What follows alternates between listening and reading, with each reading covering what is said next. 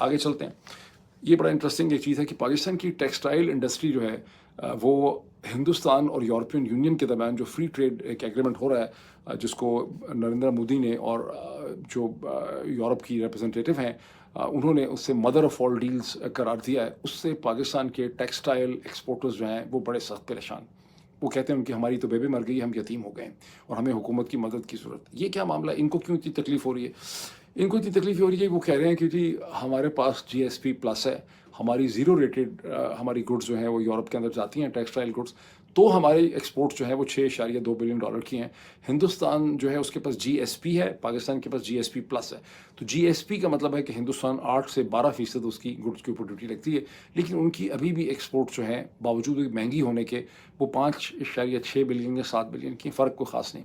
अब पाकिस्तानी एक्सपोर्टर्स ने यह अंदाज़ा लगाया है कि जब उनकी ड्यूटीज़ भी ज़ीरो रेटेड हो जाएंगी, नए एग्रीमेंट में यूरोप के अंदर उनकी गुड्स आएंगी, तो पाकिस्तानी गुड्स नहीं बिकेंगी, बिकॉज हिंदुस्तान की जो गुड्स हैं वो क्वालिटेटिवली बेहतर हैं, उसमें ज़्यादा वैल्यू एडिशन है। पाकिस्तानी सिंपल गुड्स बेचते हैं, हिंदुस्तानी जो है वो थोड़ी सी वैल्यू एडिशन करते हैं और उनकी इंडस्ट्री वर्टिकली इंटीग्रेटेड है। अब वो हुकूमत से क्या मांग रहे हैं पाकिस्तानी एक्सपोर्टर्स? वो कह रहे हैं कि हमें बिजली सस्ती कर दें, हमें टैक्स की, हमें 9 सेंट्स यूनिट की बिजली दे दें, हमें टैक्स की छूट दें और हमें पैसा दें ताकि हम इंडस्ट्री के ऊपर खर्चा कर सकें। ये बड़ी इंटरेस्टिंग इनकी बात है।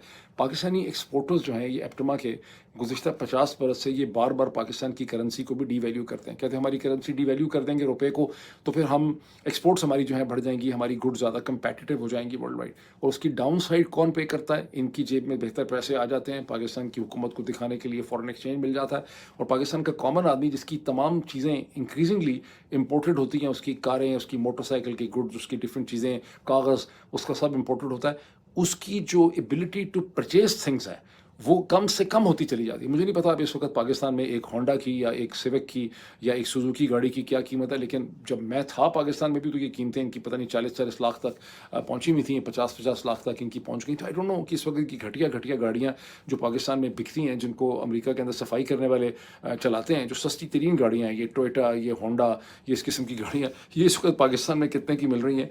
और ये टेक्सटाइल और इलेक्ट्रिसिटी, वो कह रहे हैं कि हमारी बड़ी महंगी है रीजन से। सही कहते हैं बेचारे। हिंदुस्तान, बांग्लादेश, श्रीलंका, तुर्की जो पाकिस्तान के कंपेटिटर्स हैं, उनके मुकाबले में पाकिस्तान की इलेक्ट्रिसिटी पर यूनिट वाकई ही महंगी है, जिसकी वजह से इनपुट जो है वो बहुत महंगा। लेकिन महंगी क्यों है? इसलिए कि पाकिस्तान की पॉलिटिकल पार्टीज़ ने 90s से जो पैसे और किकबैक और कमीशन लिए, जब इलेक्ट्रिसिटी प्रोड्यूसर्स जो थे, इंडिपेंडेंट पावर प्रोड्यूसर्स, उनके साथ डील्स की, जिसमें से बहुत सा पैसा दर हकीकत पाकिस्तानियों ही का था, उन इंडिपेंडेंट पावर प्रोड्यूसर्स के पीछे लगा हुआ। वो ज़्यादा कोई यूरोप के ब्लू वाइड या अमेरिका वगैरह के नहीं थे सारे इंडिपेंडेंट पावर प्रोड्यूसर्स। तो रेट बहुत ज़्यादा रख दिया, दुनिया में सबसे महंगा रेट उस वक्त पाकिस्तान ने ऑफ़र किया, और उस लाना, और फिर वो कंटिन्यू करता चला। जनरल मुशर्रफ के ज़माने में यही सूरत हाल थी, नवाज शरीफ साहब के ज़माने में सूरत हाल थी, जिसका नतीजा ये हुआ कि पाकिस्तान की बिजली सबसे ज़्यादा महंगी है खित्ते में, ठीक। और हाइड्रो पावर आपको पता है कोई ख़ास हम बना नहीं सके। अब एक पॉजिटिव डेवलपमेंट हुई है कि 14 बरस के बाद बांग्लादेश से डायरेक्ट फ़्लाइट्स जो हैं ढाका से कराची पहुंची हैं, बांग्लादेश की एयरलाइन की। ये बड़ी पॉजिटिव डेवलपमेंट है। ये डेवलपमेंट पॉजिटिव ऐसे इसलिए है कि बांग्लादेश के अंदर सियासी तब्दीली आ गई है, और जो नफ़रतें शेख हसीना ने पाकिस्तान के ख़िलाफ़ मचाई थी वो ख़त्म हो गई। लेकिन बांग्लादेश की एयरलाइन को वेलकम करते हुए सिंध के जो मिनिस्टर्स वगैरह हैं, जो भी हैं वहाँ पर चीफ मिनिस्टर वगैरह, उन्होंने सारी बातें हिंदुस्तान के ख़िलाफ़ कर दी हैं। हिंदुस्तान ने ये किया, हिंदुस्तान ने ये किया, बांग्लादेश। ये बिल्कुल गैर ज़रूरी और बचकाना है। अगर आप हिंदुस्तान बांग्लादेश और ख़ित्ते के नक्शे पर नज़र दौड़ाएँ तो आपको ये बात समझ आती है कि जोग्राफ़ी ये कंपेल करती है बांग्लादेश को कि हिंदुस्तान के साथ उनके मसाइल और पॉलिटिकल जो भी एनिमोसिटी या टेंशन्स हैं, ये बहुत देर नहीं चल सकती। और फरवरी में उनके जो इलेक्शन होंगे और खालिदा ज़िया के जो बेटे हैं वो जब पावर में आएंगे, तो आप देखेंगे कि बहुत जल्दी हिंदुस्तान और बांग्लादेश के दरमियान में ताल्लुकात बेहतर होने लग जाएंगे।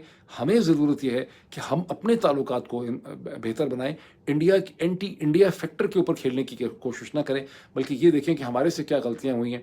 और अगर डॉक्टर यूनुस के होते हुए एक स्टेटमेंट आ जाती जिसमें वो कहते हैं कि हमने क्या ज़्यादतियाँ की वेस्ट पाकिस्तानी के साथ, हम कहते हैं कि हमने क्या जुल्म सितम किया 1971 में, तो ये बड़ा बेहतर होता। अब इतना ही, फिर आपसे मुलाकात होगी। Thank you.